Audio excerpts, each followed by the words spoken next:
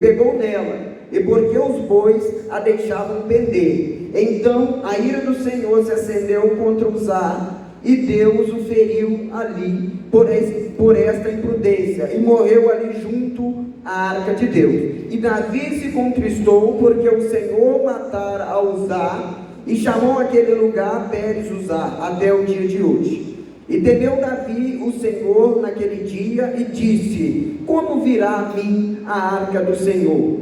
E não quis Davi retirar para junto de si a arca do Senhor, a cidade de Davi, mas Davi a fez levar à casa de Obed-edom, o geteu.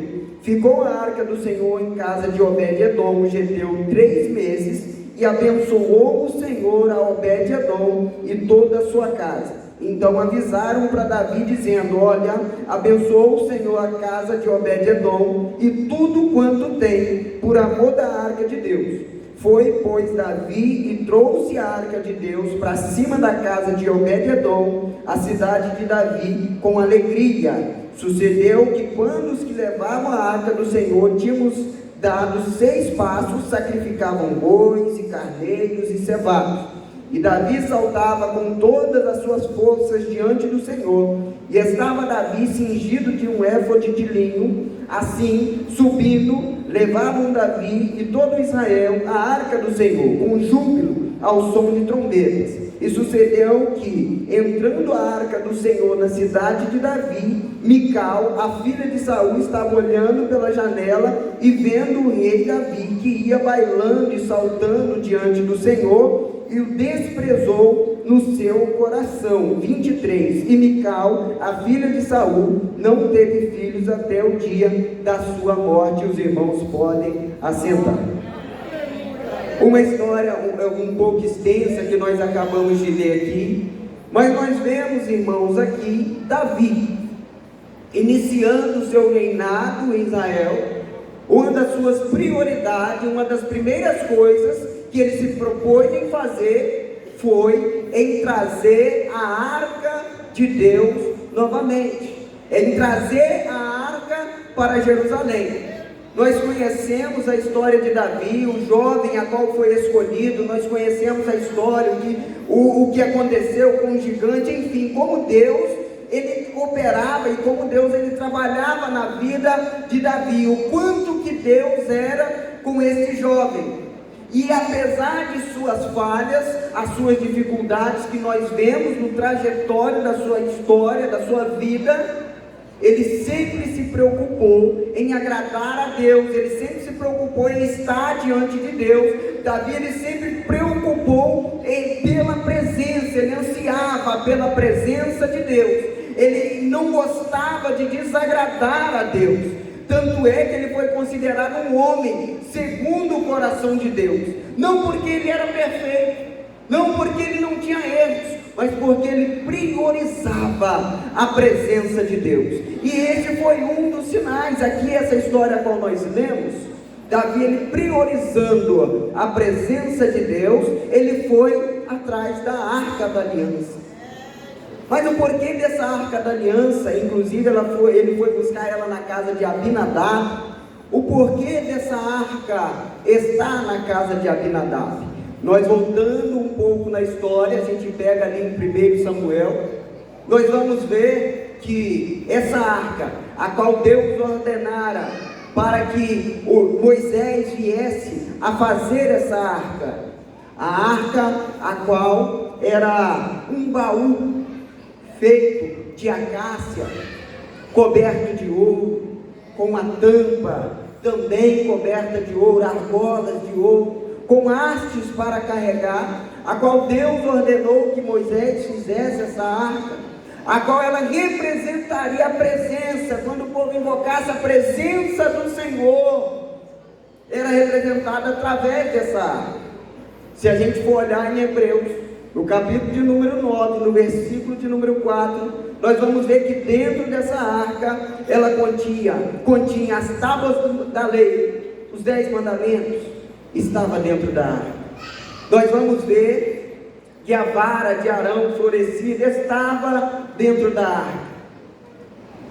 E não menos importante, nós temos também, e isso chama até a atenção, que havia dentro da arca um vaso com maná do deserto. E se a gente for olhar o maná no deserto, ele não podia ficar de um dia para o outro, porque ele já apodrecia. A gente vê que na sexta-feira eles ainda conseguiam manter até o sábado, para que não trabalhassem no sábado. Agora, dentro da arca havia esse maná. Por que esse maná ele não apodrecia? Interessante para nós que a gente pode observar por quê? Porque ele estava dentro da arca. A arca representava a aliança de Deus, e Deus, ele protegia. E se os irmãos podem trazer para você e pegar isso para cada um, nós podemos ver, se nós estivermos, e aí os irmãos já conseguem pegar, se nós estivermos assim, debaixo das mãos do Senhor, se nós estivermos protegidos, se nós estivermos debaixo das suas mãos, nós também seremos guardados. Assim como aquele maná não estragava, não apodrecia, o Senhor, ele protege aqueles que estão debaixo das suas asas. Já foi falado isso aqui nessa noite. Aquele que habita no esconderijo do Altíssimo descansa na sombra do Onipotente. Aleluia. Então, se você é um servo de Deus, se você anseia, se você está na presença do Senhor, ele protege as suas vidas. Você está guardado pelo Onipotente, aquele que pode tudo, como nós estamos adorando, como nós estamos falando nessa noite. Ele é quem fez, quem faz, quem pode. Esse é o Deus que eu e você, nós servimos e nós estamos adorando. Ele aqui nessa noite, ele pode todas as coisas. E essa arca, a qual tem tanto poder, trazia tanto poder, representava a presença de Deus. Certa vez em uma batalha, e aí a gente entra em 1 Samuel 4, uma batalha em que o povo de Israel foi lutar contra os filisteus e perderam a batalha. Eles perderam a batalha. Primeiramente foram 4.000 homens mortos inicialmente. Voltaram e falaram: vamos buscar a arca de Deus. O problema é que Israel estava distante de Deus. Israel estava adorando outros deuses. Israel estava cheio de pecado no meio deles. A arca da aliança, que representava a presença de Deus, até estava com Israel. Israel tinha a arca de Deus, mas Israel não tinha o Deus da arca. E aí está o problema, porque eles foram lutar, até trouxeram a arca. Quando a arca chegou no arraial, os filisteus souberam, ficaram até com medo de enfrentar o povo de Israel, porque o povo do filisteu, eles conheciam o Deus de Israel, eles sabiam que era aquele Deus que tinha tirado Israel do Egito. Os filisteus até ficaram amedrontados quando souberam que a arca estava presente agora no arraial. Há muitas pessoas lá fora, há muitas pessoas que não pertencem ou não adoram a Deus, mas temem mais a Deus do que muitos que estão na casa do Senhor. Os filisteus, eles sabiam quem era o Deus de Israel. Os filisteus, eles temiam o Deus de Israel. Tanto é que o chefe dos filisteus teve que reanimar os seus soldados para que fossem lutar contra Israel. Mas Israel estava distante de Deus. Tinha a arca de Deus, mas não tinha o Deus da arca. Isso é um alerta também para nós. Às vezes, quantos têm caminhado, quantos têm vindo, às vezes as pessoas estão até na casa de Deus, mas não tem o Deus da casa. E não é a mesma coisa. Não adianta você estar na casa de Deus e não ter o Deus na casa. É diferente aqueles que vêm à casa de Deus e tem aqueles que têm o Deus da casa na vida. É diferente o viver. Ele adora em espírito, ele adora em verdade. E dentro dessa história que nós lemos aqui, logo nós vamos ver a diferença daqueles que adoram ao Senhor e daqueles que não adoram ao Senhor. Israel foi contra os filisteus. Foi contra os filisteus, sabendo que estavam todos em pecado, e os filisteus ganharam a guerra, venceram. E para os filisteus foi até uma surpresa quando eles ganham e ali matam mais de 30 mil homens israelenses e pega a arca da aliança. Para eles foi uma grande surpresa. Os filisteus festejam, levam a arca da aliança para o templo deles, vão levar a arca da aliança para o templo de Dagon, para agradecer a grande vitória que eles tiveram. O problema é que Deus estava tratando com o povo de Israel. Deus estava no controle de todas as coisas. Às vezes nós podemos achar que Deus, as coisas se desencarrilharam. Às vezes a gente olha por um problema, às vezes a gente olha o mundo do jeito que está caminhando. A gente pode até imaginar, está uma bagunça, o mundo está perdido, as coisas, é guerra. A gente olha para um lado, é luta, é problema. A gente vê inúmeras situações que você fala, o mundo está um caos. A gente ouve isso diariamente, o mundo está um caos. Mas o cristão verdadeiro sabe que nada fugiu do controle de Deus. Deus está no controle de todas as coisas. Pode guerra estourar, pode governo se levantar um contra o outro, pode o governo proibir, pode fazer o que quiser, pode perseguir os cristãos. Deus, Ele está no controle de todas as coisas. Nada fugiu dos planos do Senhor. Deus, Ele está direcionando. E se está havendo guerra é porque é permitido haver guerra. Se está havendo luta é permitido haver essas lutas, porque Deus, Ele garante a vitória do seu povo. Deus, Ele tem o melhor. Nós já falamos aqui, a nossa irmã acabou de citar. Nada neste mundo pode nos fazer, nos apegarmos a este mundo. Nós não podemos ficar pensando em nada que está aqui, porque a nossa vida, a nossa terra não é essa. Nós estamos num caminho, nós somos peregrinos por essa terra e nós alcançaremos o céu, e esse é o nosso objetivo. Dando sequência às horas, não espera nós. Então o povo filisteu levou a arca da aliança. Só que Deus estava no controle. Colocaram ela ali nos pés de Dagon, que era o Deus dos filisteus. De uma noite para outra, quando vai no outro dia, Dagon estava prostrado no chão. Falaram, Dagon caiu, vamos levantar ele novamente. Vamos levantar o Deus, porque Ele nos deu a vitória sobre o povo, sobre o Deus de Israel. Passa-se mais um dia.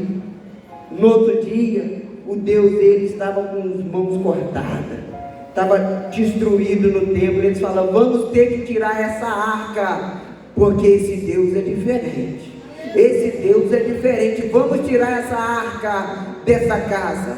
Dagon agora destruído, leva-se a arca para uma outra cidade e começa a gente morrer. Os filisteus começam a ver que eles fizeram um mau negócio, porque aquela arca que eles estão carregando agora começa a trazer destruição em todo o povo filisteu, e bota numa cidade, gente morre, leva para outra cidade, e eles começam a desesperar. O que nós vamos fazer? Esse Deus é muito forte, esse Deus nós não podemos contra ele. O que nós vamos fazer? Enfim, depois de muita luta, depois de muitos insistirem, levaram a arca da aliança, entregaram ela, até ela chegar na casa de Abinadab. E aí a gente começa a entrar na história que nós lemos aqui. Mas não foi, como se diz, ela não ficou um dia, 2 dias na casa de Abinadab. E olha que nós estamos falando da arca da aliança, algo feito, mandado, feito por ordem divina, a qual ficava ali no Santo dos Santos, era algo especial. E ela agora está sendo lançada de um lado para o outro até chegar na casa de Abinadab. Abinadab, um homem que guardou a arca durante 20 anos. 20 anos a arca ela ficou ali na casa de Abinadab.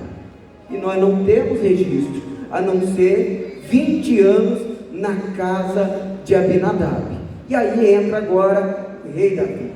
Igual nós falamos, qual é a prioridade dele? A arca da aliança. Nós precisamos reatar nossa aliança com o nosso Deus. Vamos atrás da arca. E aí o povo que estava distante, enfim, o ciclo de Israel é sempre assim, eles estão lá embaixo, Deus trabalha, age no meio da vida, faz o povo sofrer até eles voltarem para o caminho, enfim, busca a Arca da Aliança, 20 anos, na casa de Abinadab, vai Davi buscar, e aí nós entramos em 2 Samuel 6, onde ele reúne muitas pessoas, 30 mil pessoas, faz uma festa, porque agora a presença de Deus vai voltar para Jerusalém. 20 anos, começam a caminhar, pegou a arca, começa a caminhar, e no meio do trajeto acontece aquilo que nós lemos, o boi tropeça, a arca começa a tombar. A gente poderia citar alguns outros detalhes aqui, a forma que estavam carregando não era correta, a gente poderia entrar em outros, mas as horas não nos permite. A arca começa a cair, Uzá vai tentar segurar a arca, coisa que não era para ele fazer, ele morre ali. Aquilo dá um choque em Davi, morreu ali, houve uma tragédia no meio dessa trajetória, no meio desse trajeto, para tudo, porque Deus não está no negócio. Davi se entristece, manda a arca para a casa de Obed-edom, ali, manda a arca por ali, porque nós não vamos levar ela para Israel agora. Volta Davi com sua comitiva, com todos os preparativos, e a arca fica na casa de Obed-edom, 3 meses.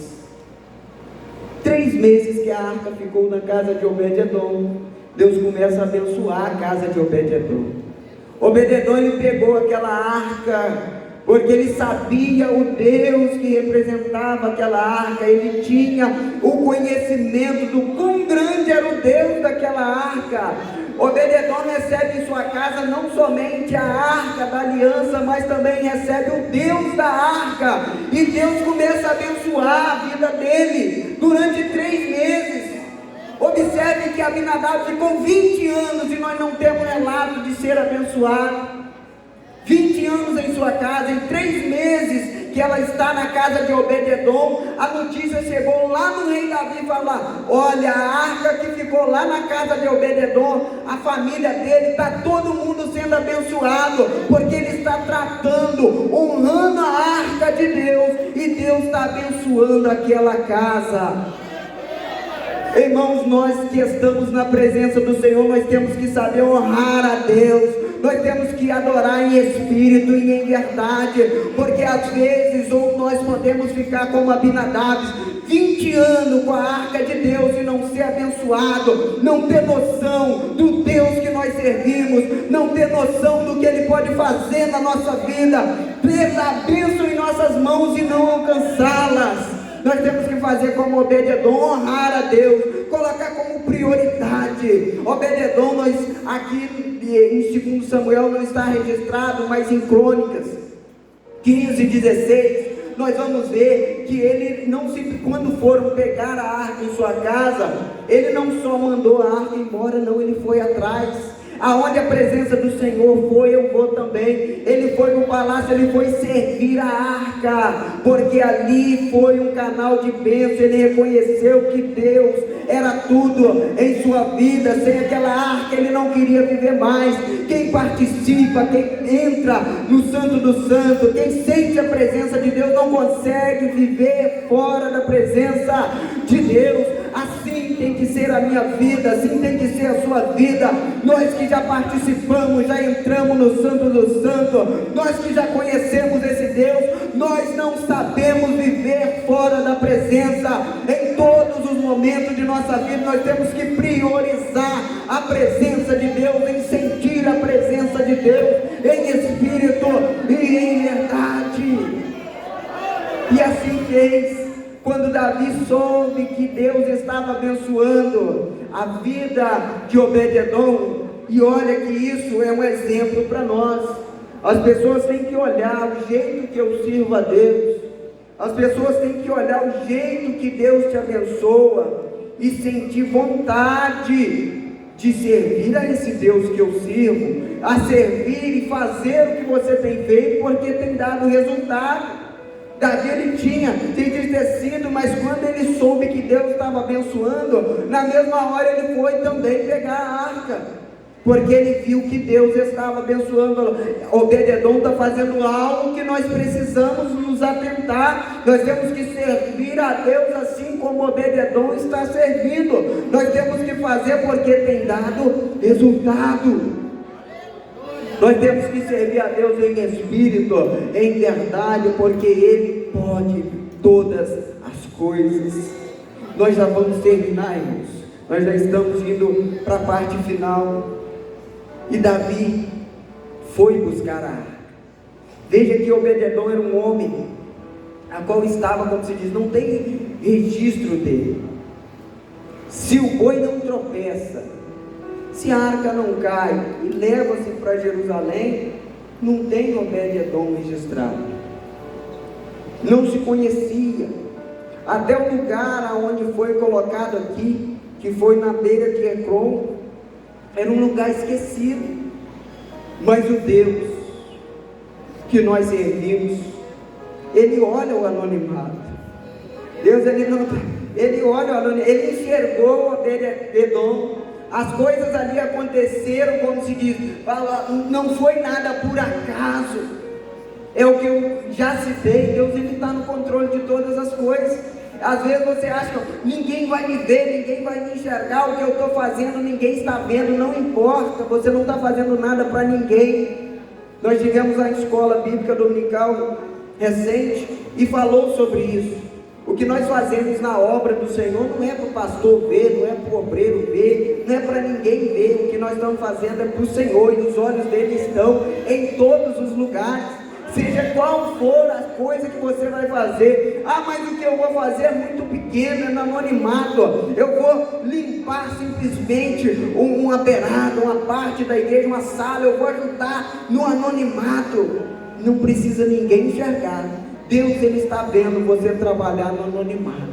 Deus, Ele está enxergando você aonde você esteve. E Ele tem sempre o melhor para você. O que é seu está guardado. E se preciso for o boi tropeçar para que você seja abençoado, Deus, Ele vai fazer o boi tropeçar para que você seja abençoado. Ele está no controle de tudo. Ele enxerga tudo. Ele tem todo o controle em suas mãos.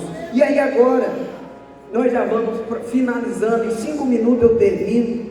Porque Davi, quando ele foi buscar e buscou a arca agora na casa de Obed-edom, e vai entrando, e ele, quando ele sente, ele vê a presença do Senhor entrando em Jerusalém, ele não quis saber que ele era rei, ele não quis saber do seu status, ele não quis nem saber, ele adorou a Deus. Ele começou a pular, ele começou a saltar, porque aqueles que sentem a presença de Deus, ele não se importa com A, com B. Aqueles que estão na presença do Senhor só quer adorar a Deus, ele não quer se preocupar com mais nada. E Davi começou a saltar, ia pular, a adorar a Deus, a felicidade que estava em seu coração, porque ele sabia que a presença de Deus estava voltando novamente para Jerusalém. Mas nesse momento, e aí é aquilo que eu disse, que eu ia citar, sobre aqueles que adoram e aqueles que não adoram. Mical estava olhando lá em cima. Isso é postura de um rei? Isso é a maneira de um rei se portar? É assim que você tem que ficar pulando, saltando, mostrando os fundos por aí? Veja que ela estava no mesmo lugar que Davi. A presença de Deus estava na casa, que ela estava preocupada com Davi. Ela poderia estar no mesmo lugar de Davi, saltando e adorando a Deus para ser abençoada, mas não, ela preferiu olhar os problemas, ela preferiu olhar ali o que estava acontecendo. Isto aqui é uma chave muito importante para nós. Às vezes nós estamos aqui com a igreja lotada, cheia. Tenho certeza que os irmãos sentiram a presença de Deus, porque eu senti, já pude adorar, já pude, como se diz, sair saciado daqui com a alma cheia, porque o Senhor está na casa. Nós tivemos a oportunidade de adorar a Deus. E às vezes em meio a uma multidão dessa, há pessoas que preferem olhar para o ar-condicionado, preferem olhar para a roupa do irmão que está usando, preferem perder a oportunidade de adorar a Deus. Nós estamos no mesmo lugar, nós estamos adorando, mas uns escolhem a parte boa e outros querem ficar somente com o natural. Às vezes querem reclamar do banco, que está macio demais, está duro demais, arrumar inúmeros problemas, olhar para A, olhar para B, que esquece que a presença de Deus, ela está na casa. Quantas e quantas, todo momento, isso aqui eu falo lá em Santa Luz com muita frequência, vamos aproveitar cada oportunidade de adorar a Deus. Quantas às vezes querem estar na casa do Senhor adorando e não tem condições? Quantas às vezes querem um lugar que você está, simplesmente de sentar no banco, ouvir os louvores entrando em seus ouvidos e a levantar as suas mãos e adorar a Deus, mas não podem porque estão acamados, estão num leito de hospital, estão em situações em que não conseguem estar aqui. E você às vezes está aqui, aí a presença de Deus está na casa, o Senhor está usando, o Senhor está falando, e você prefere fazer como Mical, reclamar, olhar, ficar julgando. E saiba que Mical não foi abençoada pelo Senhor, porque nós lemos no versículo de número 23 que Mical ficou estéril, ela não teve filhos até o dia de sua morte. Veja que há consequências. Vamos ser mais espirituais, vamos ansiar pela presença do Senhor. Não há nada mais importante neste mundo do que o nosso Deus. Não há nada mais importante, não há nada lá fora, não tem dinheiro, não tem nada, bens materiais, não tem pessoas mais importantes do que a presença de Deus na vida do cristão. Vamos ansiar, anelar, buscar diariamente a presença do Deus Todo-Poderoso, Deus de Israel. Anseie por essa presença diariamente, pela manhã, busque, fale com o Espírito Santo, Ele te ajuda, te auxilia, porque o tempo em que nós estamos vivendo são tempos difíceis sim, e sem o Espírito Santo nós não conseguiremos vencer. Então que nós possamos a cada dia buscar o Senhor, adorar Ele em espírito e em verdade, e saber, porque não é porque nós estamos na casa de Deus que nós estamos servindo a Deus. Nós temos que vir à casa de Deus e adorar o Deus da casa, ter o Deus da casa em nossa vida, servir em espírito e em verdade, porque Deus, Ele pode todas as coisas e merece toda a honra e toda a glória. Irmãos, eu agradeço ao Senhor por essa palavra que Ele colocou em meu coração de trazer nessa noite aos irmãos. Sei que o Senhor falou em meu coração, tenho por certo que Ele também falou ao coração dos irmãos. Que essa palavra venha ficar fixada em nossas vidas, que nós jamais possamos deixar de servir ao Senhor. Desde já eu agradeço a oportunidade, o convite, tá? E eu retorno novamente a palavra aos irmãos. Eu agradeço a oportunidade em nome de Jesus.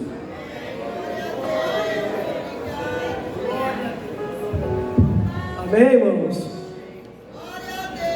O negócio da tempo a gente observar esse Mical, viu Davi dançando, pulando, disse que rei, que vergonha, né? Ela ficou com vergonha. Ela ficou com vergonha do rei estar pulando, mas o rei estava cheio da glória de Deus. Cheio da glória, pode pular, e ninguém não vê nada, só vê Deus. E Mical estava na carne, e aquele rei dançando no meio do. Irmãos, sempre assim mesmo, né? Mas Deus está em nosso meio, amém? Glórias a Deus, meus irmãos. Chegamos ao final do culto nesta noite.